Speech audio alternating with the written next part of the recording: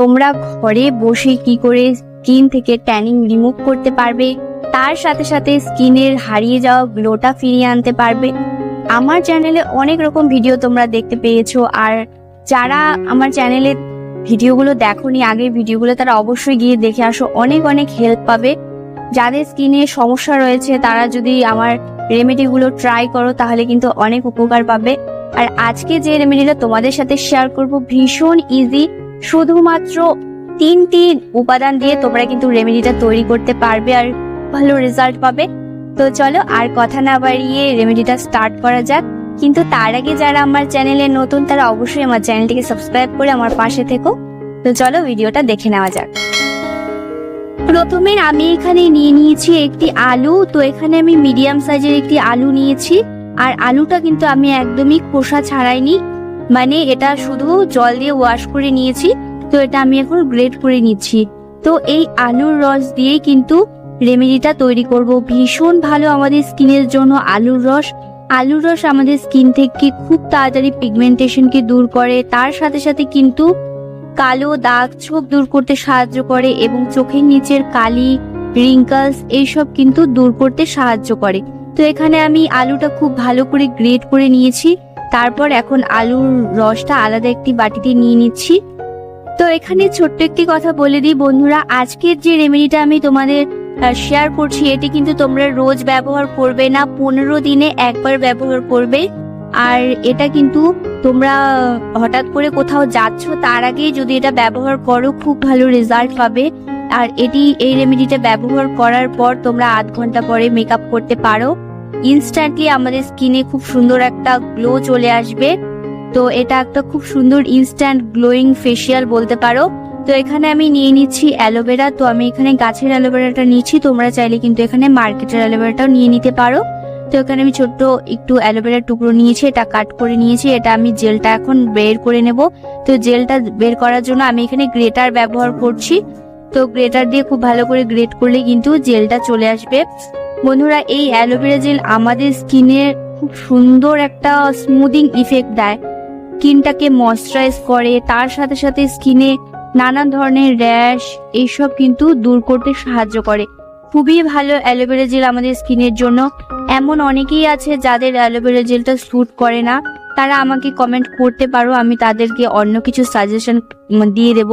তো যাই হোক, এখানে কিন্তু আমি দিয়ে দিলাম অ্যালোভেরা জেলটা, দিয়ে ভালো করে মিশিয়ে নেব দুটো উপাদানকে।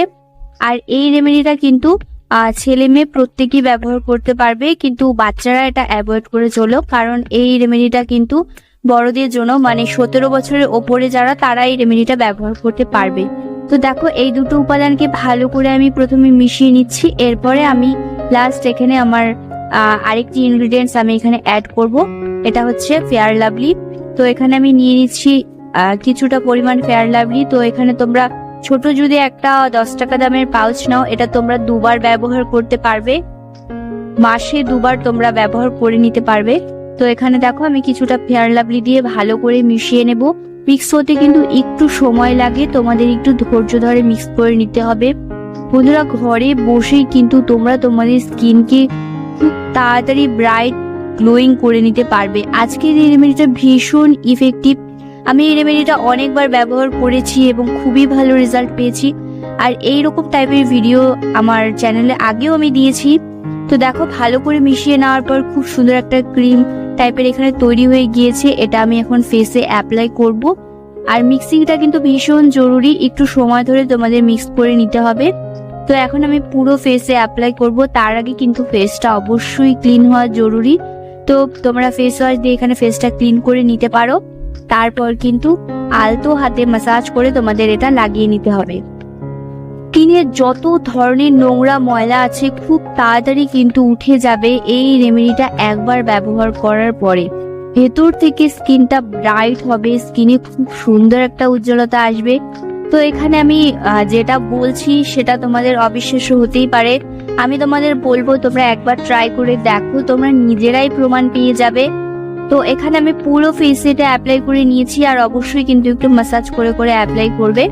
আর এখানে আমি একটা হাত দিয়ে ম্যাসাজ করছি, অফ ক্যামেরায় কিন্তু আমি দুটো হাত দিয়ে ম্যাসাজ করেছিলাম, তোমরাও কিন্তু দুটো হাত দিয়ে খুব ভালো করে ম্যাসাজ করবে।